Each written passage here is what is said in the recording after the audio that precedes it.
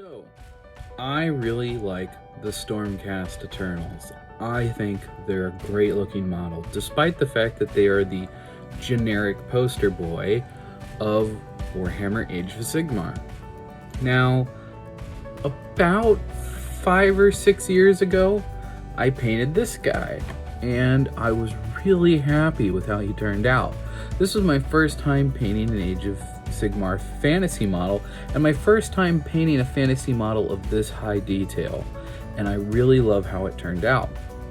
However, since painting this model, I have fallen in love with many different styles and many different paint schemes.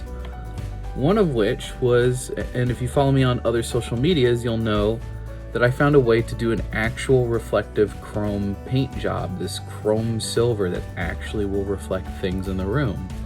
I really love this, but I want to use it on specialty units. And I really don't want to repaint this guy to match a theme.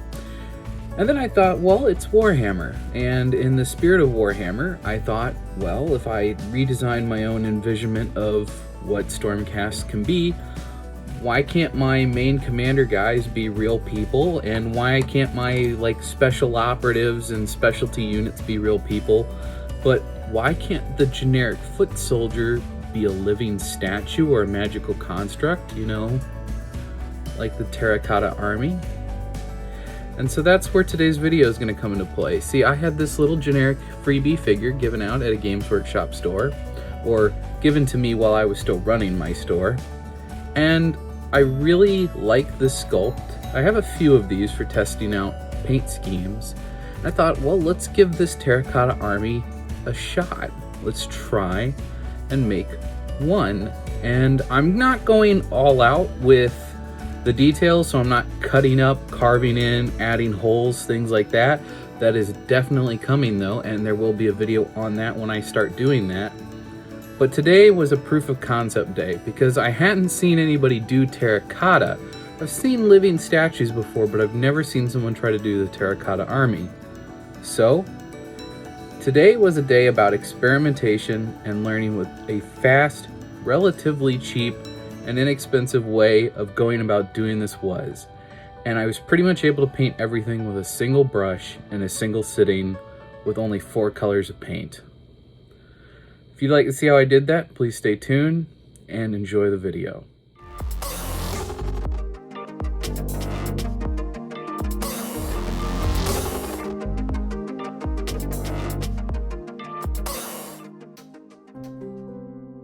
Hey guys, so we're going to be doing something a little bit different today. First and foremost, we've been doing a lot of terrain, like a lot of terrain. And, well, it's time to take a break from that. We're going to go ahead and we're going to paint a miniature. Now, this mini is the mini that you'll get if you go to a Games Workshop paint day. It's just a generic Stormcloak dude. Now, my army for the Stormcast Eternals is going to be based on the Terracotta Army. And although in the lore of my army, the units will be controlled by both, human forces and whatnot, which will be adorned in gold and silver and chromed armor, the majority of the units will be based on the Terracotta Army as living statues.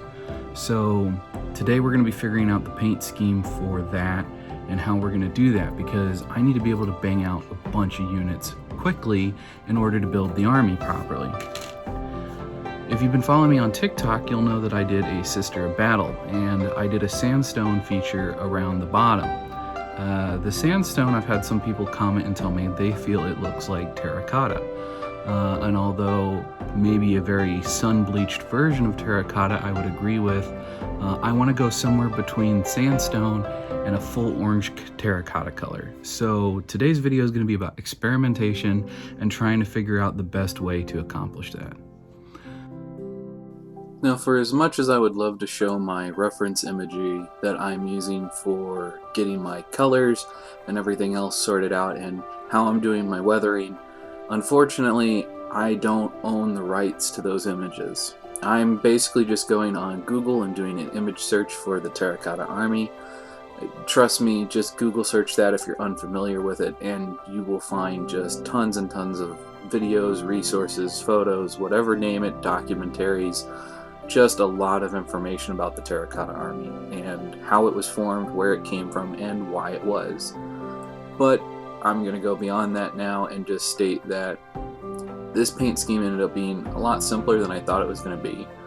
You'll see here that I'm only going to end up using about 4 colors to get my base tones, and despite only using 4 colors to build up both the base tones and the highlights, I really got a wonderful range of color between the darks and the lights that I was really happy with. Starting with Doombull Brown, this was going to get us all of those nice dark, deep, rich tones, as well as it was going to get us started off with a nice undertone.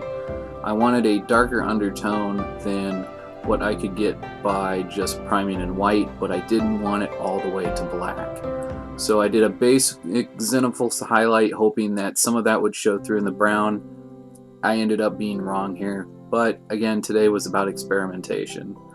I then added a bit of Xandri Dust as well as Jericho Orange to start building up the orange highlights and to start heading into the terracotta color range.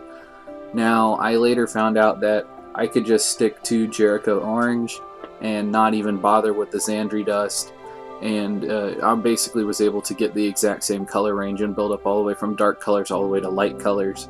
And at the end of it, I was basically highlighting with just straight Jericho Orange.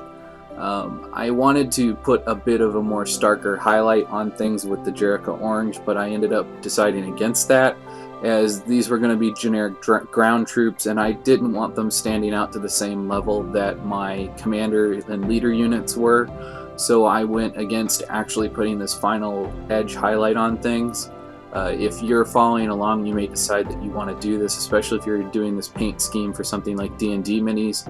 But in my case, I felt like it would have been just a bit too much detail, and I didn't take it to this level.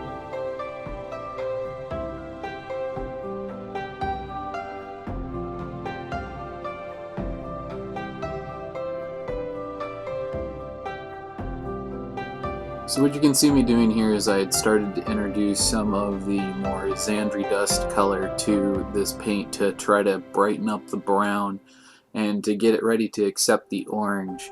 Like I said earlier, I later found out that this really wasn't needed, and I could have gotten all the colors I needed just by sticking with the Jericho Orange. However, if you were wanting to end up more in the Xandri Dust area for like a super sun bleached or a buried terracotta, that tan khaki color terracotta that you can see in the reference images of the Terracotta Army, then you may want to go quite heavy on the Xandri Dust look early on, so that when you start dry brushing in the oranges, as you will see me doing, they will pop a bit more, and bringing the Xandri Dust back in later could get you that more aged effect.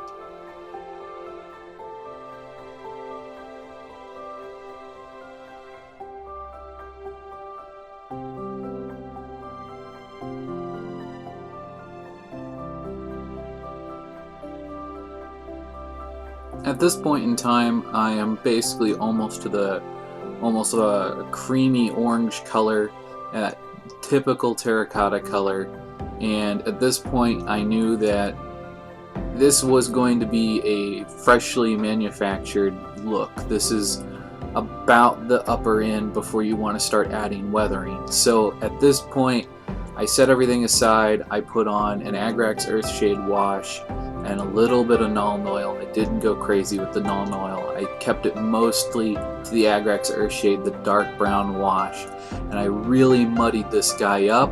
And then I'm going to come back in with the original terracotta color that you can see here, the last stage that I'm applying.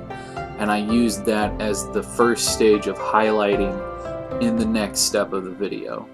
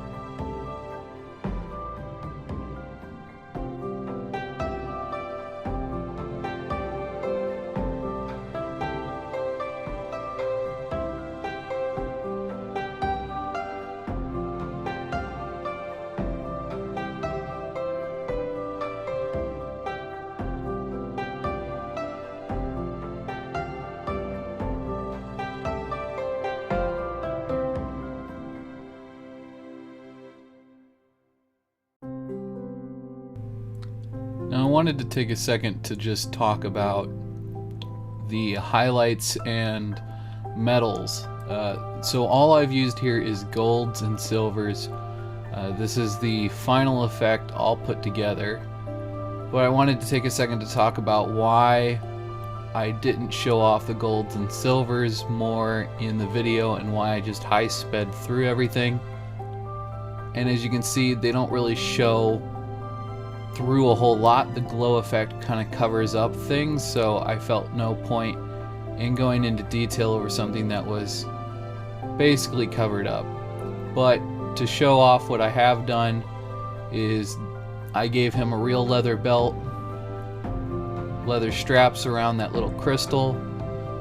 This sigil, I'm imagining, is some kind of magical thing added to the device to animate it. So the chain is in silver, the amulet is in gold. I've done some gold and silver work on the shield. I did a silver banding on the inside, and I did a silver mace with gold inlays, and then all the glow effects, which I'll cover later. And I did a red leather handle, as I imagine this is just a generic weapon that's been given to this foot soldier. I've done a little bit of silvering across the top here of this halo, and the entirety of the symbol at the top here has been painted green, the same as the hammer on the back. And yeah, I was going to do a blue effect, but then I realized that the green would pair much better with the terracotta red. And I just wanted to explain my thought process a bit better here than what I had done in my original recording of the video. Now it was at this point that I had made the decision to move away from blue magical effect glow, which is something that I typically do with my fantasy models, and try something that I hadn't tried before. And I went with green, and I thought, well, where's the terracotta based? You know, the Terracotta Army is based in China, and I like Chinese and Japanese mythology, and what's a rare stone for them, and well, jade's not necessarily rare, but it's regal, and I kind of just rolled with that. And basically, I used the green colors to represent almost like a jade, and I used that to create my magical effect. I hope you guys agree with me that this was the better choice to go with, because I feel like, as I've said before, the green pairs better with the red and the terracotta than the blue ever would have.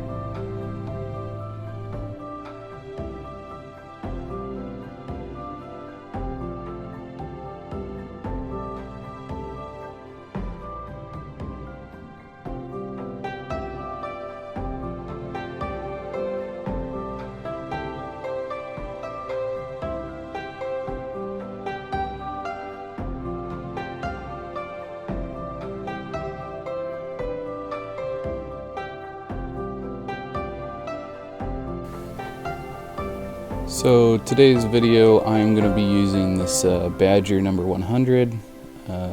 I've got a few different airbrushes. This is my current favorite. A nice small color cup works well. I'm just going to do a high speed of the airbrushing. I'm not really going to talk through what I'm doing. Airbrushing probably deserves its own video because I pretty much do the same thing every time I airbrush, so there's really no point in me covering it in every video.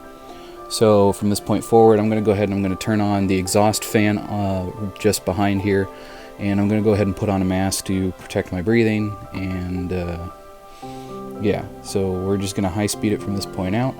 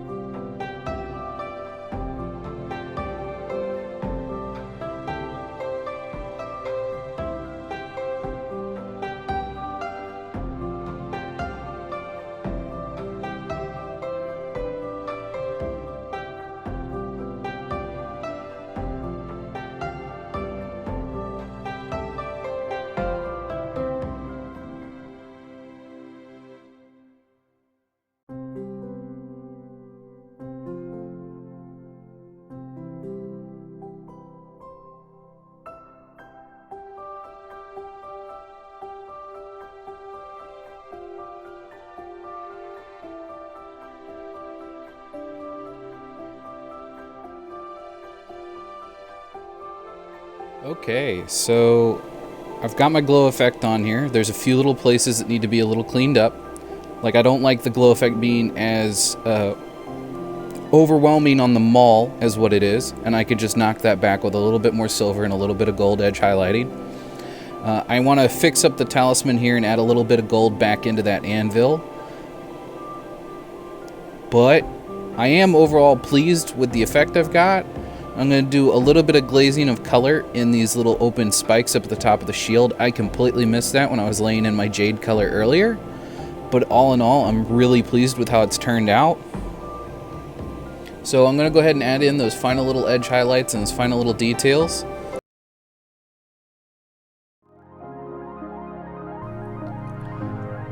And just wow, what a final product this was, how well it turned out, far better than I expected. I believe I said earlier in the video that I decided that because this was a generic ground troop that I wanted to go easy on the edge highlighting, so I left it at what I was able to accomplish strictly through a dry brush instead of taking it to a T. Now, this character may end up as a commander dependent upon how my list plays out, because again, this was a freebie model that gets handed out at GW stores, as opposed to a model from my Start Collecting box or any of the other boxes I have for Stormcasts. So, I'm just really, really happy with the way the jaded green color kind of comes across and the way the glow effect plays across the surface of the model. I was very, very happy with this, and I will definitely continue this through the rest of my army. But in any case, guys, thank you so much for watching. I hope you all have enjoyed. If you liked this video, leave a like. And if you really liked that video, please share it with your friends and share some of my other content with your friends. It means a lot to me. If we can grow this channel to a point where it really becomes something, then maybe if I'm lucky, like some of these other YouTubers, I can quit my job and start doing this full time. It's something that I would really love to do, and I'd really love to continue to make stuff for you guys, and I will continue to do the best that I can. Thank you so much for all the love and support that you've always shown this channel, and I'll see you guys in the next one.